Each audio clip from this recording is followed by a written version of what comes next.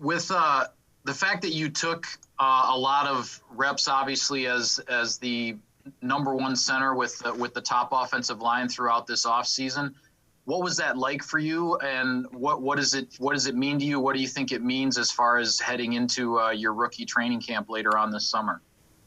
Yeah, it means a lot to me to get those reps and to get to play with some of those older guys and kind of see how the process goes, and just kind of learn my way throughout this thing. I'm trying not to look ahead too far right now, and just kind of take it day by day. I know it kind of is a cliche, but right now, there's so much going on, in between my ears, learning this offense, that I'm just taking it day by day. Hey, I'm wondering at Ohio State, how much of the line calls did you do? Were you responsible for all of those, or is that kind of a combined effort? How did that work there? Yeah, at Ohio State, I was responsible for all line calls in the run and pass game, and really had a lot of freedom, especially in the pass game, to do what I wanted, and then quarterback could kind of trump my call if need be. So that was kind of our process at Ohio State. Mark Daniels. Hey, Josh, so let's just take that process up one level now. And you gave me an idea of what it's like. You said your head's swimming. What is it like kind of understanding, the protections, the calls, and everything else, not to mention a snap or two? Yeah, it's a lot. It's getting slower every day, though, to be honest with you guys. It's, I've taken very big steps forward, since we started this thing with our offense, and just understanding it, feeling more comfortable. And the game even starting to slow down already. So it's been going really well. Mike Clemens. I know you just got done with practice, you got meetings, but could you just take a moment for me and think about the time, I don't know, maybe you're 5, 6 years old, you're an athletic family, but you saw an NFL game or something that said, that's what I want. I want to be a football player. Do you remember that moment? Yeah, kind of like you said, when I was a little kid, 4 or 5 years old, I knew my dad played, and we went to Kentucky games when I was little growing up. That's where my dad played. I remember thinking it then, and then going to NFL games with my family as well. Just it's always what I've wanted to do. So very fortunate that I'm doing it. Rob Domofsky. Hey, Josh, you got me? Yeah, I gotcha. So obviously you guys come from all different parts of the country, different schools, and you come here together. But one of your guys in your group, Cole Van Lanen, is literally from here.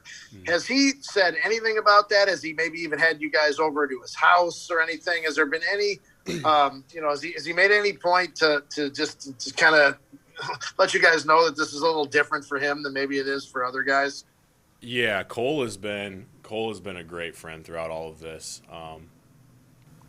I've been to his house, met his family several times, know his friend group even, and have spent a good bit of time with them. And we have talked about the fact that he grew up from here, and how it's just different for him. We brought it up actually. He's kind of just living like the Wisconsin kid's dream. He went and played in Madison and then got drafted by the Packers. When you're talking about little kids in Wisconsin, that's as good as it gets. So, yeah, we've discussed it. Jason Wilde. Hey, Josh, thanks for doing this. You're taking it day by day. You're not getting ahead of yourself, you said. So what have you gotten out of the day-to-day so far? It's not full speed. It's not in pads. So what are some of the things on the laundry list of things you've accomplished that have gotten you ready for the next step during this time?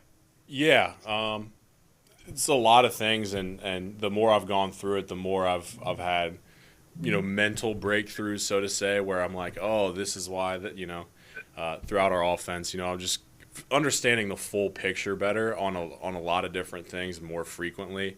And every day we're getting new plays thrown at us, and then once we finish the install, then we're going back through all those plays over and over again. And so now I'm just getting repetition. Nothing is new, and I feel good. Olivia Reiner. Hi, Josh. You've had a few weeks now to work with Jordan Love closely in the huddle and at the line. What have your initial impressions been of him as a communicator?